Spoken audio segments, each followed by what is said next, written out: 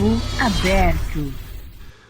No ar mais um Papo Aberto aqui no Galera Mix e hoje vamos falar um pouquinho sobre investimento, economia doméstica e muito mais. E para falar sobre esse assunto, estamos recebendo o jornalista e fotógrafo Teco Barbero, diretamente de Sorocaba, São Paulo. Tudo certo, Teco? Fala, Rogério e turma aqui do Papo Aberto, né? Sempre uma satisfação enorme estar com vocês mais uma vez. Agora com uma outra função aqui para falar sobre economia, que é um assunto que eu também adoro. E o nosso convidado hoje, né, o nosso convidado especial, é Flávio Machado. Ele que é economista e especialista, né, em crédito e investimento, falando diretamente da cidade de Tijucas. Olha só que bacana, tudo certo, Flávio? Tudo certo, sim, Rogério, Teco, bom estar aqui e estamos à disposição para conversar um pouco, né? Perfeito, Flávio. Então, já para a gente começar a introduzir o nosso assunto de hoje aqui no Papo Aberto, como o Rogério já colocou aí no nosso destaque, a gente vai falar sobre economia doméstica, orçamento, depois investimento, gastos, né? Porque a gente vive com o dinheiro e ele serve para manter a gente tem que gastar, mas também temos que guardar, né? Como eu disse, é um assunto que eu gosto bastante, né? Dessa área de investimentos, da economia, e a gente fica muito contente de ter essa possibilidade de oferecer para o nosso público uma reflexão aí sobre esse tema. Então, Flávio, para a gente dar início aí ao assunto, em primeiro lugar, o que uma pessoa precisa fazer, ou uma família, né, devem fazer para organizar o seu dinheiro? Então, Teco, a organização a principal, da onde tu começa, é anotando o que tu entra de dinheiro, né, as receitas, e o que sai, o que tu está gastando. Então é um hábito, e é simples. Começa a controlar tudo que está gastando, de preferência anotando o gasto, né? Então, por exemplo, tu sai hoje de manhã da tua casa, tu anota, eu passei na padaria, comprei pão, ou comprei isso, comprei aquilo, e começa a anotar. Coloca lá, gastos de padaria, gastos de almoço, gastos com supermercado. Quanto mais detalhado é melhor, mas não precisa ser também nada muito elaborado. Coloca no papel. E depois, chega no final do mês, soma. Aí tu vai entender da onde está indo o teu dinheiro, né? Tu vai entender. E tu vai fazer diferença com a receita. Exemplo, a pessoa ganha 3 mil por mês, estou gastando, sei lá, 1.000 em supermercado, 500 em gasolina. Então, o primeiro passo é esse, saber aonde está indo o teu dinheiro. Então, tu vai anotar tudo, tá? Tudo, vai anotando tudo. Quem, por exemplo, passa tudo no cartão é mais fácil porque já fica registrado, tá? Mas quem paga em dinheiro, aí anota lá no papelzinho, se passou no cartão uma parte de dinheiro, enfim, organiza de um jeito que seja prático. Tenha por hábito anotar isso todo dia. Chega no final do dia ou na hora, enfim. Ali tu vai começar a entender para onde está indo o teu dinheiro, tá? Então o primeiro passo é esse. Onde eu estou gastando? Então, faz isso 1, 2, 3 meses, já vai ter um bom espelho já, né? Sempre o ideal é tu não começar o primeiro mês, por exemplo, no mês de festa igual dezembro. Começa em janeiro. Começa em janeiro, fevereiro, março. Começa agora. Começamos o ano agora, vamos começar agora. Mas já estamos lá no mês de junho, por exemplo. Vamos dizer que alguém está ouvindo essa nossa conversa no mês de junho. Não, beleza, pode começar. Começa sempre no mês normal, que a gente diz. Nunca no mês atípico, no mês que tu está viajando, ou no mês de final do ano, não. É uma coisa simples e leve. Começa a fazer isso. É o primeiro passo para se organizar. Aí, uma vez que eu entendo para onde vai o dinheiro, vem aquela segunda questão, que é priorizar as coisas, né? O que as pessoas, em média, devem colocar ali, vamos colocar ali de 0 a 10, vai? As 10 primeiras prioridades que a pessoa deve ter ali com o seu orçamento. Então, vamos colocar as contas, né? Contas de consumo, qual é esse ranking, vamos dizer assim? Existe uma prioridade, né? Então, cada um tem um momento de vida. Então, provavelmente vai ter gente que está nos ouvindo aqui que mora com os pais. Pode ser que tem gente, por exemplo, que já está lá com seus 30, 40 anos. Tem gente que está tendo um filho pequeno agora. Enfim, cada um tem o seu momento de vida, certo? Então, a gente começa por isso. Então, tendo de posse feito o controle dos seus gastos, sabendo onde está o teu dinheiro, de fato, existem aqueles que são obrigados a pagar. Então, por exemplo, vamos dizer que alguém aqui mora na sua própria casa, por exemplo, é casado, tem família, mora sozinho, mas seja o principal elemento de pagador das contas na sua casa, né? Antigamente se dizia que era o chefe de família, né? Mas vamos lá. Então, por exemplo, uma pessoa lá de 30, 40, 50 anos, enfim, ele tem que morar em algum lugar. Então, se ele paga aluguel ou paga uma prestação de imóvel, ali já está a primeira dívida dele, né? Que ele tem que honrar. Aí ele tem um veículo, ele precisa do veículo para trabalhar, por exemplo. Ele não pode estar atrasando, sabe que pode dar problema e os juros geralmente são altos, né? Então já temos aí um carro, temos aí um imóvel, por exemplo, e tem as despesas que são necessárias à vida, né? Então, por exemplo, tu tens a energia elétrica, tu tens a comida. Então esses são aqueles que tu sabe que tu vai ter. Então tens prestações que não dá para se livrar, né? Ou que para se livrar é muito difícil. Por exemplo, eu estou pagando muito na minha casa e vai vender a casa de uma hora para outra? Não, né? Então é os compromissos que a gente fala financeiro. E aí, por último, vai diminuindo, que é comprar roupa, que é o lazer, que é uma balada, enfim, né? Então, é sempre aquilo que é o necessário para ti sobrevivência, né? Aquilo que tu tendo aquilo, tu pagando aquilo, não te dá dor de cabeça, tá? Nessa questão das contas prioritárias aí, vamos falar que sejam essas contas que mantém a casa, as contas de consumo, né? Água, energia e tal, quanto isso deve comprometer o orçamento da pessoa ou da família? Qual é o ideal ali, pelo ponto de vista da economia? Quantos por cento desse orçamento, essas contas aí, tirando ali roupa, lazer, sei lá, streaming, enfim, quanto isso deve consumir o orçamento da pessoa? Teco, como eu falei, vai depender do momento de vida da pessoa. Então, para um jovem, por exemplo, um jovem, por exemplo, 18 anos, que mora com os pais, né? É uma coisa, para uma pessoa de mais idade é outra coisa. Existe uma regra no Banco Central que se pode emprestar para a pessoa física o valor de 30% da renda dela, comprovada, que ela pode tomar de parcelas de prestações, tá? Então, por exemplo, tu ganha R$1.000, tu pode ir lá num banco, tomar um crédito de qualquer valor, desde que as parcelas não passem de 30% do teu orçamento, tá? Então, isso já dá uma dica, por exemplo, para um financiamento de uma casa. Então, se tu tens lá, recebe, vamos dizer, uma família de R$10.000, ela não pode tomar mais do que 3.000 de crédito por mês, imobiliário, de veículo, somando tudo. Então, ali já te diz mais ou menos uma dica. Da tua residência não pode gastar mais do que 30%. A prestação do carro não pode estar mais do que 30%. Tá? Não é que não pode, é que vai depender do teu momento. Ter essa segurança. É uma referência. Tá? Aí também tem uma convenção que se fala que se tu gasta mais de 50% da tua renda com alimentação, provavelmente tu não está conseguindo ou comprar algo, investir em algo, ou pagar uma casa própria, ou vai ter dificuldade, inclusive, para pagar o teu aluguel, tá? Então, são convenções, assim, não há um valor correto, mas é mais ou menos isso ali. Tipo, quem paga uma casa hoje, cerca de 27% do povo brasileiro ou paga aluguel ou paga financiamento de casa, tá? Que mora, tem pessoas que pagam, mas não moram, eles são um segundo imóvel, tá? Isso é um caos. Então, para essas pessoas, cara, é o controle máximo. Não pode passar 30% de dívida. Mas eu também pago um carrinho. Aí vai depender. O carro gera renda? É um carro que tu usa para trabalhar? É um carro, entende? Tem mais pessoas na tua família que caso aconteça de perder teu emprego, elas podem segurar ali a barra para ti? Tá? Então, sempre tem essa questão.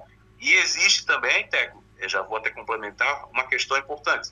Qualquer especialista em finança doméstica, ele vai dizer, para o assalariado, o ideal que ele tenha de 3 a 6 meses guardado para emergências em caso que ele venha ficar desempregado. Então, se ele ganha 3.000 por mês, por exemplo, o ideal, no cenário perfeito, que ele tivesse pelo menos R$9.000 guardado, no mínimo 3 meses da renda dele, caso ele fique desempregado, tá? Então, tudo depende muito disso, né? Às vezes eu posso absorver um pouquinho mais de despesa, mas o ideal é nunca passar de 50% do valor da alimentação, 10 a 20% de despesas fixas, com água, luz, telefone, gasolina para quem tem um, né? Entende? E que sobre sempre o valor de pelo menos 10% da tua renda para te guardar. Aí, ó, isso que é interessante, né? Então, a gente passou por todas as contas obrigatórias, né? Hoje a gente fala muito em saúde também, né? Que pesa bastante, né? No bolso da população. Você paga um plano de saúde, né?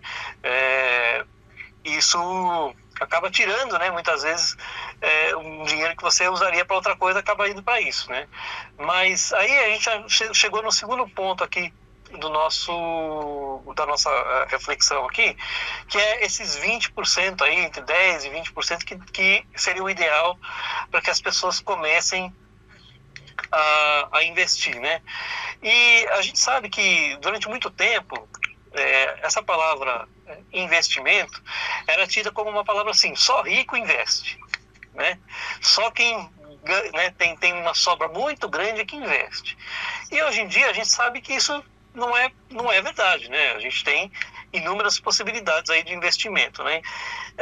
Então vamos imaginar assim, ó, para um assalariado que ganha um valor médio aí, que sobra, vamos falar, sobra R$100 para investir. Essa pessoa já pode considerar isso um tipo de investimento?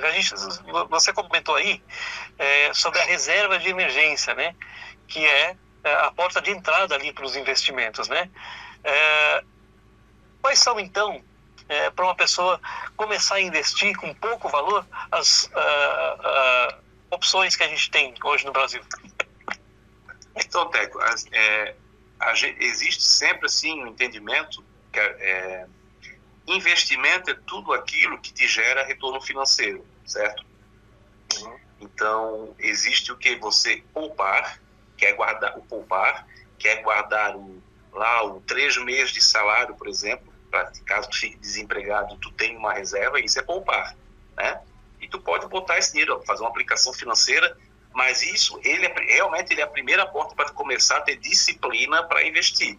Mas investimento mesmo seria sempre aquilo que, eu boto para me gerar renda futura, tá? Então a gente vai ser um pouquinho mais assim técnico nisso, né? Uhum. Então a pessoa já está trabalhando, é assalariada, ou é autônomo, guardou lá um valor de 3 a 6 meses, por exemplo, de proteção.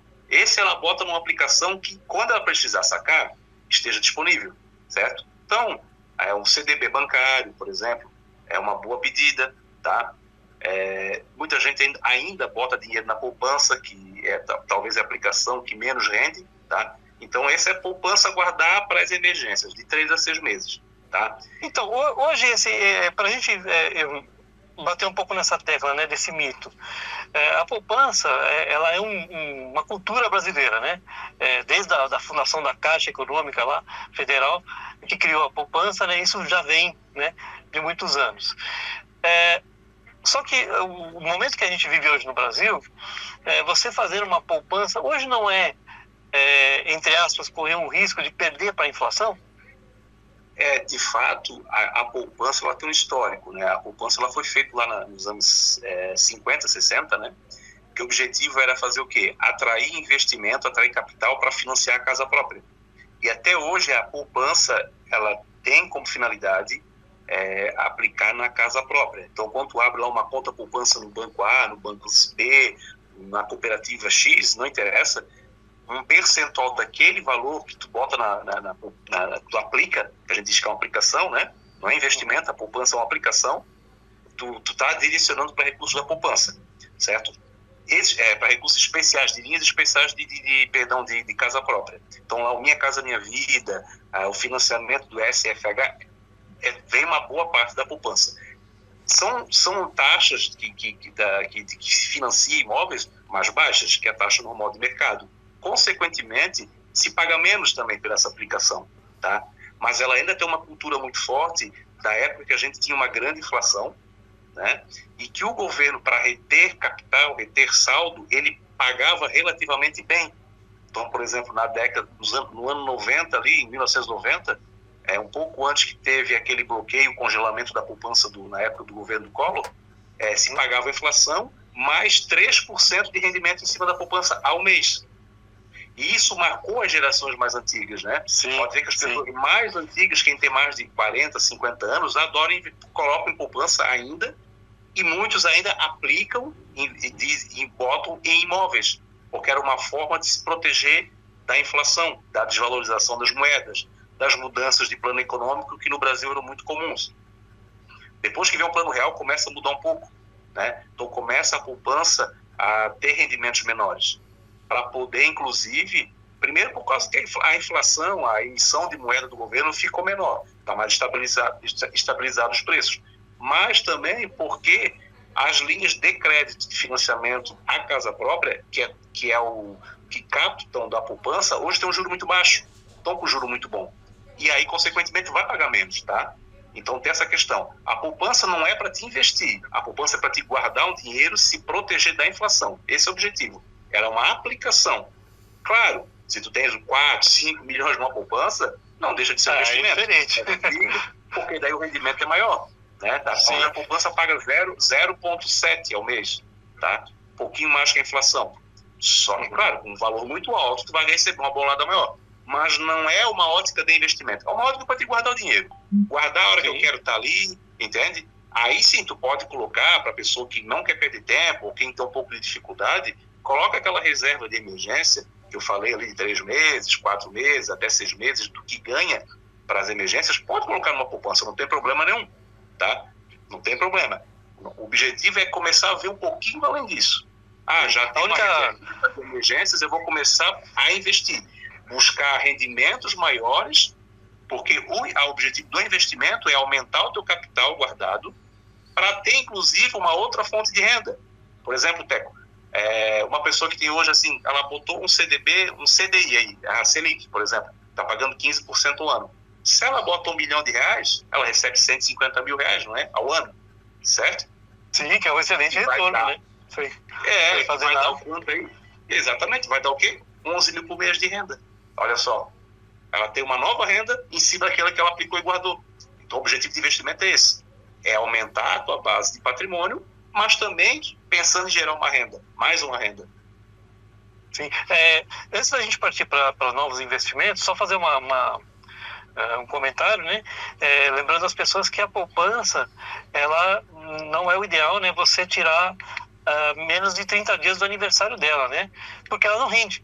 Né? Ao contrário dos CDBs que a gente está começando a citar agora, né? Que eles rendem diariamente, a poupança ela demora 30 dias, né? Para ter o seu primeiro rendimento e assim por diante, né? E também tem, assim, hoje o pessoal que é mais jovem, e mesmo pessoas com um pouquinho mais de idade, que já estão com uma familiaridade com a internet, tu não precisa deixar na poupança. Hoje tem, por exemplo, as instituições financeiras aí, principalmente as fintechs, que são esses bancos digitais, hoje, para não deixar na poupança, eles pagam um pouquinho mais no que chamam de caixinhas. Então tem a caixinha lá do banco digital tal, né? Tem essas caixinhas, é uma forma de poupança, só que eles pagam um pouquinho mais. Então, por exemplo, a pessoa, vou guardar o meu dinheirinho ali se eu ficar desempregado. Quem trabalha, por exemplo, como CLT, acontece, cara, de ficar desempregado. Então ele pode, por exemplo, abrir uma conta num banco desse, digital mesmo, e deixar reservadinho numa caixinha, que vai pagar mais que a poupança. Realmente, se pensar em rendimento, a poupança é a pior que tem. Ela tem segurança, não paga imposto de renda, mas, de fato, se tu tem condições, aí, se tu já tens uma conta em algum banco, vai ter coisas melhores, inclusive com rendimento diário, né? Então, eu deposito hoje, amanhã, se eu sacar, já tem um jurinho. A poupança, como tu falou, de 30 em 30 dias, né? Perfeito. E aí, então, a gente já trabalhou com dois conceitos aí, né? Já falamos de poupança e falamos um pouco sobre o investimento mais... um pouquinho mais arrojado, né? Que é o investimento aí em certificados de depósito bancário, os famosos CDBs ou caixinhas aí, que os bancos estão chamando. A partir disso, a gente teria que pensar naquele investidor que realmente quer começar a pensar em investir. E aí, Flávio, existe uma palavra que eu acho bastante importante para a gente colocar aqui, que é perfil do investidor, né? Você falou muito isso aí, né? Cada pessoa tem o seu perfil de vida, né? E isso precisa ser levado também para os investimentos, né? O que é perfil do investidor? Como ele faz isso, né? Ou pelo menos como ele pensa nisso antes de começar a realmente investir. O perfil de investidor é uma classificação que a gente fala entre conservador, o moderado e o arrojado, tá? Então, ele define a tolerância a riscos, os objetivos financeiros que a pessoa tem e a questão do tempo que ela deixar aplicado, né? A tal do horizonte de tempo.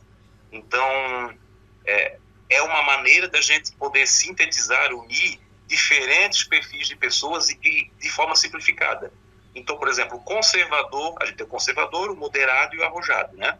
O conservador, a gente sempre vai ver a questão do perfil com 3 objetivos, como eu falei, a tolerância que ele tem a correr risco, né? Qual é o objetivo dele financeiro? Se é guardar, se é tirar uma nova renda, se é se aposentar, por exemplo, e o horizonte de tempo, curto prazo, né? Até 6 meses, médio prazo de 6 meses até 1 ano, 2 anos, longo prazo acima de 1 ou 2 anos, né? Então, baseado nesses três fundamentos ali, tolerância a risco, objetivo e horizonte de tempo, eu consigo dizer se o cara é conservador, se ele é moderado ou arrojado. O conservador é aquele que não tolera riscos, ou seja, ele prefere ganhar lá o 1% ao mês do que correr qualquer tipo de risco. Ele tende a ter um objetivo financeiro de curto prazo também, né? E ele tende a querer sacar esse dinheiro em horizonte de tempo em curto prazo, muitas vezes médio prazo, sabe? Ele não tem um objetivo ainda muito definido, muitas vezes. Então, por exemplo, a pessoa lá que pega o dinheiro e vai no banco colocar numa poupança, ele já está dizendo que tem uma tolerância a risco baixo, né? Ele sabe que vai ganhar aquilo, para ele tá bom, e muitas vezes ele deixa o dinheiro lá porque ele não sabe quanto tempo vai deixar. Então ele não tem objetivo, um horizonte de tempo ainda definido, tá? Ele não tem. Então ele tende a colocar aplicações em que rende menos. Então ele não procura muito, ele não procura se informar, ele é o mais conservador. Aí a gente tem o moderado. O moderado, ele começa a ter uma visão de investidor já. Ele começa a entender que quanto tempo ele deixar mais, se ele correr um pouquinho mais de risco, ele começa a ter retornos maiores, né? Então, por exemplo, ele já começa a aplicar, de repente, num fundo de investimento que compra ações, ele começa a fazer uma previdência, ele vai no banco e compra uma previdência para guardar todo mês um trocadinho para se aposentar, entende? Ele começa a ter uma visão já maior um pouco, começa a se interessar um pouquinho mais, ele já começa a entender também que guardar dinheiro é muito mais do que se proteger contra problemas, também começar a ter uma nova fonte de renda. Como eu falei um pouquinho antes, como eu disse, o cara que tem R$1 milhão hoje, ele consegue facilmente tirar 11, 12 mil de rendimento todo mês, só aplicando dinheiro, com pouco risco, inclusive, tá? Então, o conservador e o moderado. E o arrojado é aquele cara que tem um perfil realmente de tolerância a risco muito grande. Então, ele compra ação, ele começa a ter acesso a outros tipos de produtos financeiros, como derivativos, né? Aplica fora, aplica em moeda estrangeira. Ele aceita correr risco, mas ele quer um rendimento maior. Se ele perder 10%, está tudo certo. Para ele não tem problema, desde que ele saiba que possa estar ganhando 30%, por exemplo, entende? Então, o perfil é esse, conservador, moderado e arrojado. Perfeito. Acho que a gente já deu uma boa pincelada ali nessa parte de investimentos. E para a gente caminhar mais já para o final do nosso programa, eu acho que não tem como a gente não falar disso. Você até já trouxe alguns dados aí que, no meu modo de ver, são assustadores, né? Mas para a gente falar de uma coisa que, infelizmente, é muito comum no Brasil, que é a questão das dívidas, né? Como gerenciar dívidas, né? A gente sabe que no Brasil a gente tem uma dívida muito alta no cartão de crédito, né? Que hoje é muito facilitado, né? Hoje em dia, você abre uma conta no banco, praticamente ele já está te oferecendo o cartão, sem você pôr R$1 lá, ele já está te oferecendo o cartão, né? E aí, alguns com muitas vantagens, né? Não cobram mensalmente, outros cobram, né? Mas isso vira uma potencialidade para as pessoas consumirem, né? Gastarem o dinheiro. E aí, muitas vezes, acontece que a pessoa ainda não está fazendo o que a gente indicou aqui no início do programa, né? Não fez aquele orçamento detalhado, né? E aí não sabe para onde vai o dinheiro. E acaba acontecendo que ela se endivida em diversas formas, seja no cartão de crédito, seja com contas de consumo, seja com empréstimos, né? E aí, como é que se gerencia essa parte? Vamos lá. Quase 20 anos eu atendendo instituição financeira que eu mais via, e é mais ou menos um padrão. O brasileiro, ele não tem uma educação financeira, não faz parte da nossa cultura, certo? Ele não faz parte. A dívida não é uma coisa necessariamente ruim, Teco. Ela não quer dizer que seja algo ruim. O que faz a dívida ser ruim é o teu objetivo. A mesma coisa do investimento. Tudo é teu objetivo. O que tu estás fazendo? Então, tu tem que entender o quê? Onde eu gasto e o que eu ganho, certo? Então, eu ganho tanto, eu estou gastando tanto. No que eu estou gastando? Beleza. Entendido isso, tu vai responder. Por que eu fiz essa dívida? Gastei demais? Gastei demais por quê? Ganhei de menos? Veio de um desemprego? Veio de uma doença? Foi algo inesperado? Ou foi para comprar alguma coisa? O famoso carnezinho. Tá? Então a gente tem no Brasil, infelizmente, a maior parte da população, além de não ter uma educação financeira, é uma população pobre. Uma população que ganha até 3 mil reais é mais ou menos 87% da população. Ela ganha até 3 mil reais por mês. A gente sabe o custo de vida hoje, né? E a gente sabe as demandas que tem. A gente sabe a demanda que a vida moderna tem, né? Todo mundo quer carro, todo mundo quer sua casa própria, todo mundo quer andar bem vestido, todo mundo quer gastar no barbeiro, no salão de beleza, certo? Só que precisa ter controle. Então vamos lá. Então vamos lá. Primeira coisa é saber de onde está vindo essa despesa. Eu estou gastando aonde? Eu estou gastando no cartão de crédito? Por que eu estou gastando? Tá. Então a pessoa faz o levantamento, como eu disse, 2, 3 meses, vai anotando, tem esse hábito. Não anotou, já está lá na pindaíba, como diz o outro. Então tudo bem. Entenda, comece a anotar agora o que está gastando e o que tem de receita. Certo? Tá faltando tanto por mês para mim pagar minhas contas. E aí vai começar a cortar conta. Começar a economizar. Corta supérfluo, corta a alimentação, procura alimentos mais naturais e mais baratos. Em vez de estar comendo lá o x-salada às vezes meio-dia, às vezes você gasta menos comendo um arroz e um feijão.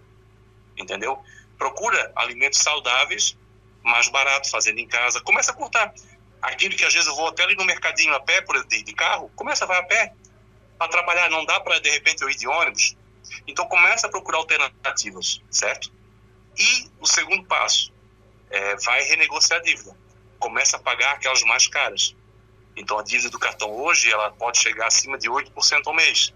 Então se eu estou devendo aqui R$1.000, por exemplo, mês que vem eu vou estar devendo 1.080.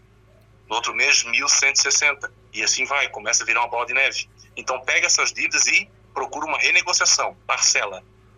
E manda cancelar o cartão. Ou suspende o cartão. A dívida do que é? Foi a dívida que eu fiz para comprar um veículo, por exemplo. Eu uso esse veículo para quê? É para passear só? Ou é para ganhar dinheiro? Posso vender esse carro, por exemplo, ficar um tempo sem carro e resolver a minha vida? Posso pegar esse carro, de repente, e vender um mais barato? Ou comprar uma moto? Aí a pessoa tem que ser sincera com ela mesma, entende? E ela começa a ter esse controle. Então, procura sempre renegociar. Não deixa virar uma bola de neve. Procura renegociar, parcelar. Mas, claro, procure ver o que está sendo feito a renegociação. Procure sempre taxas. Negocie duro com o banco. Não aceite a primeira proposta. Pergunta quais são as taxas que estão renegociando, qual o valor total está se renegociando, certo? Procure a possibilidade, de repente, de fazer um empréstimo consignado, às vezes para pagar outras dívidas, um juro é melhor. Às vezes um empréstimo para pagar outras dívidas com uma garantia, eu posso deixar o meu carro como garantia, que eu pego uma taxa muito melhor que o crédito pessoal, que o cheque especial, que o cartão de crédito. Aí a pessoa vai negociando, procura no banco o que o banco tem para te oferecer. Então sempre é assim.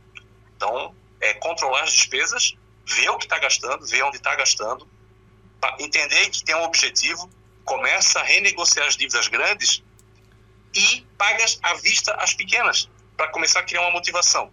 E o último ponto é, de repente, vai ter que aumentar a renda, vai ter que fazer um bico, né, procurar outra fonte de renda, procurar outro emprego, pedir ajuda, às vezes com um familiar que possa te emprestar, que possa te ajudar, enfim, saída tem, e depois, normalmente, a pessoa começa a criar uma consciência, ela começa a entender o custo do dinheiro, né? E aí, Flávio, quais são vamos colocar assim, as 3 ou 4 principais dívidas que são as mais caras? Você falou aí, cartão de crédito, talvez seja a primeira, né?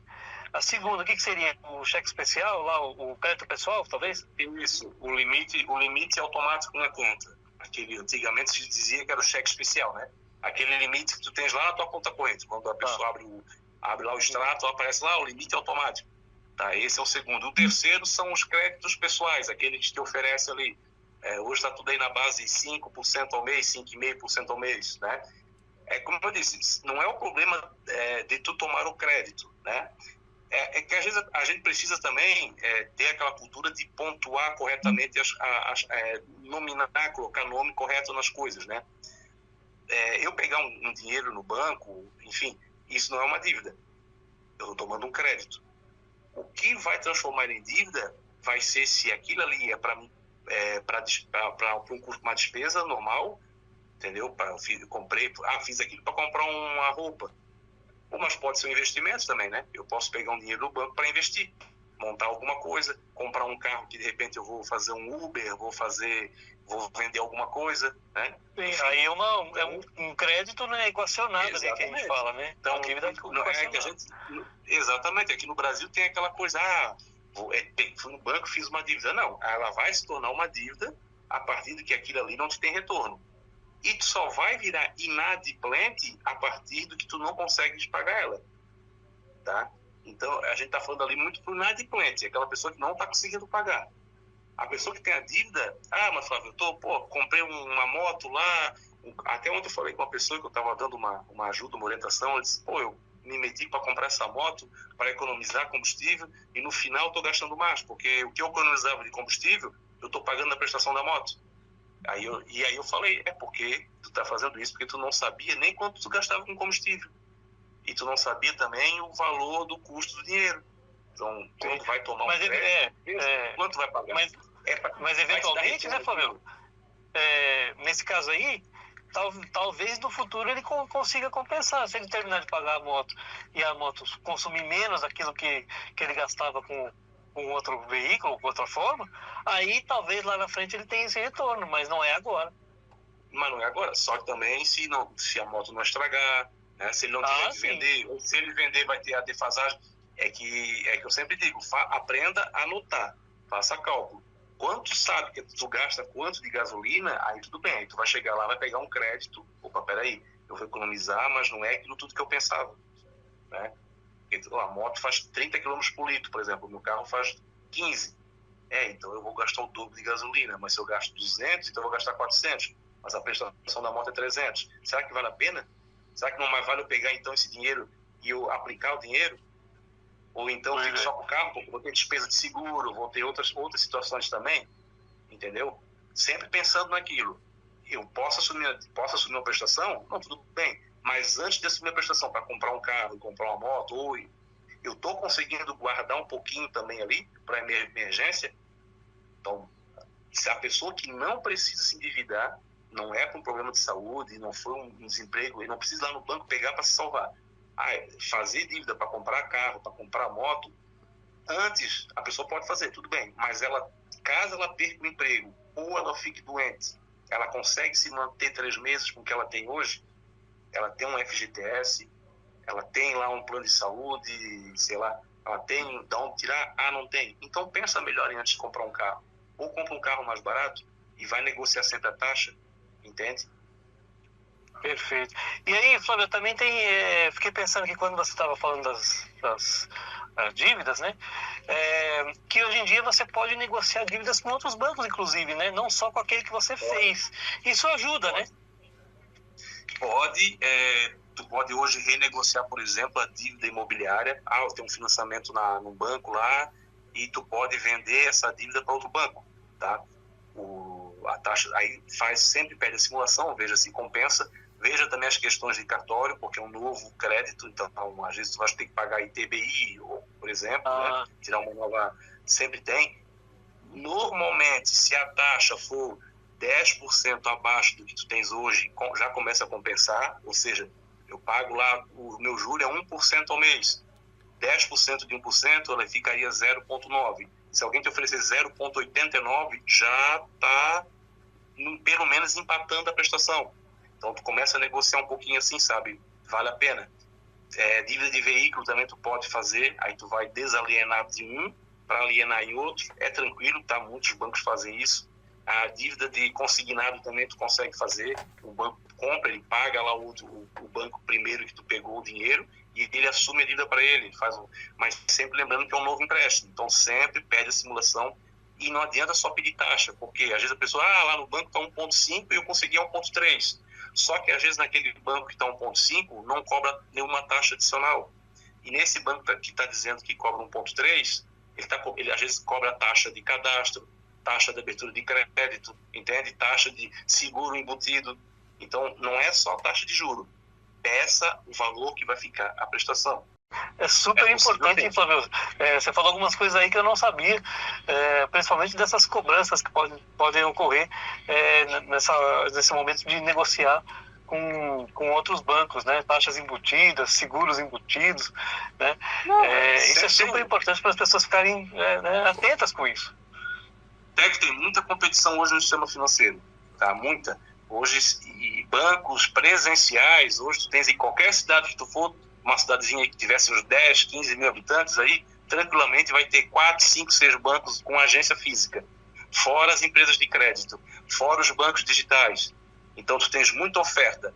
O que eu digo sempre? Pega a proposta, imprime, salva, pede a proposta e vai conferir com outro lugar. Vai conferir, pega os documentos, vai em outro banco, eu tenho isso aqui, leva os documentos, vocês conseguem simular para mim. Sempre consegue dar desconto. Banco sempre consegue dar desconto, tá?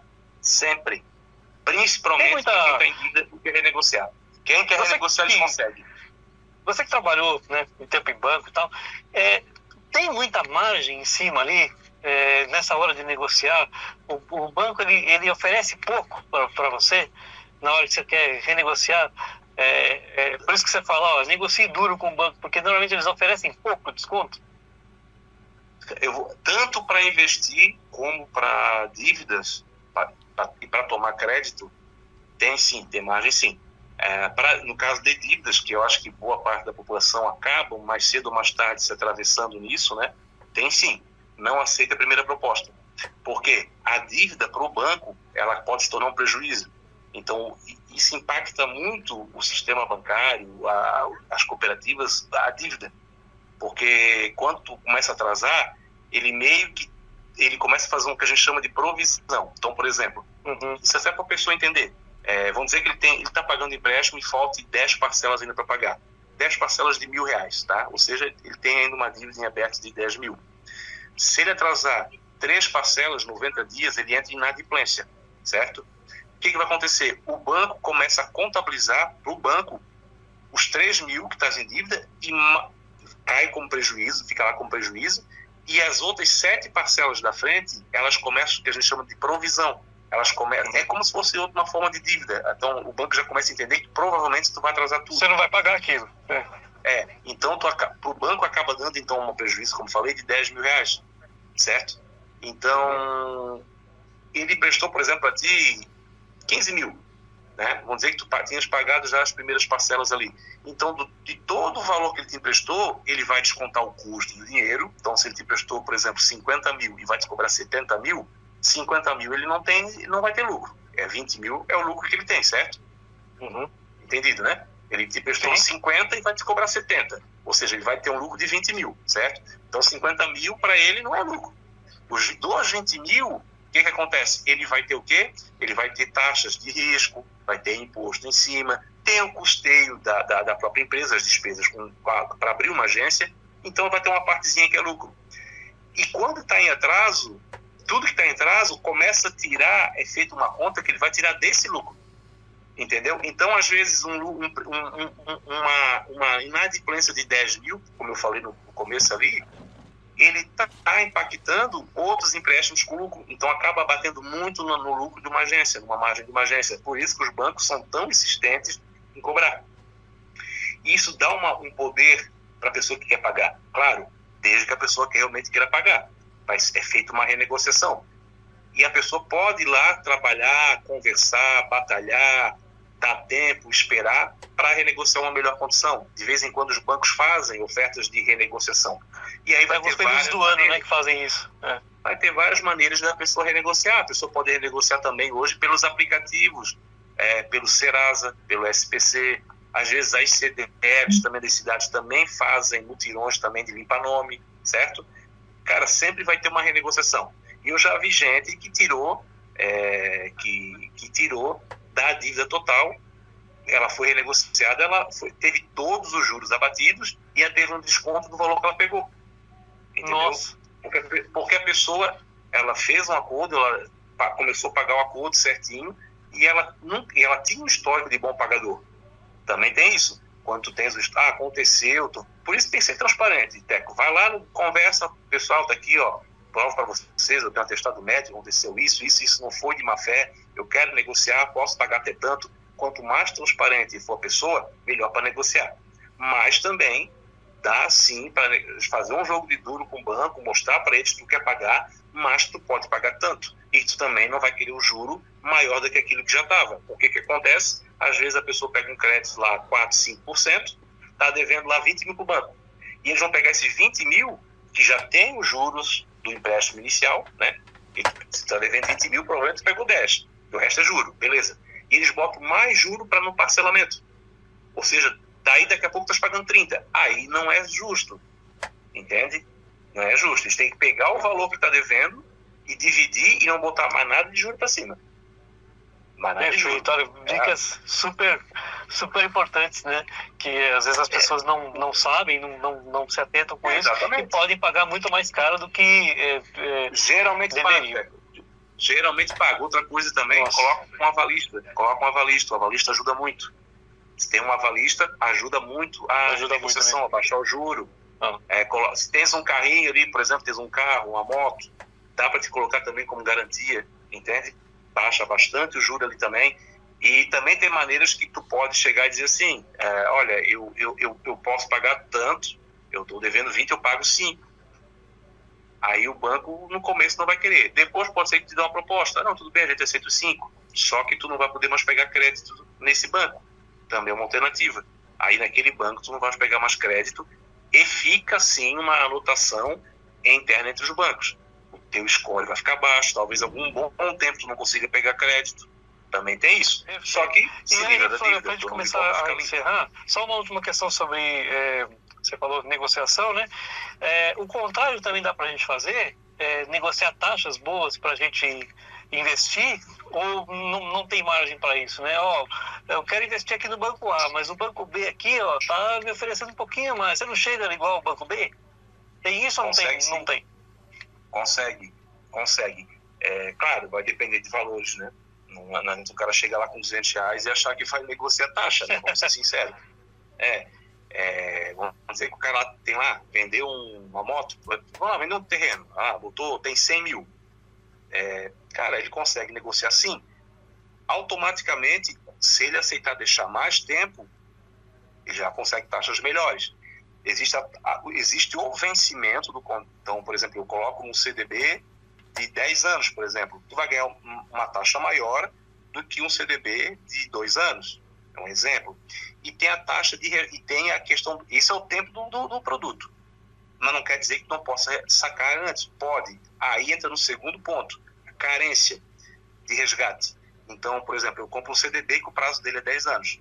Só que, se eu quiser sacar amanhã, e ele for um CDB que me permite sacar amanhã, de repente ele paga lá, 80% do CDI, paga lá 1% ao mês.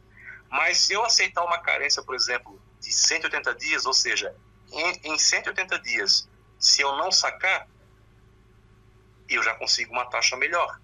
Ou se nesses 180 dias eu sacar, mas não ganhar nenhum juro daquilo que eu saquei, também já consigo uma taxa melhor. Então, existem várias maneiras de tu negociar. A primeira sempre assim, pega produtos com prazos maiores. A segunda sempre coloca carências no resgate. Então, eu fico 90 dias sem sacar. Beleza, né? E a terceira é aceitar os casos que, se eu sacar antes desse prazo, eu não ganho nada. Também é uma maneira. Isso é uma coisa empírica. Normalmente, trabalhando com investimento, esse tempo que eu trabalhei, as pessoas muitas vezes tinham medo. Não, mas eu não sei quanto que eu vou sacar. Eu não sei como.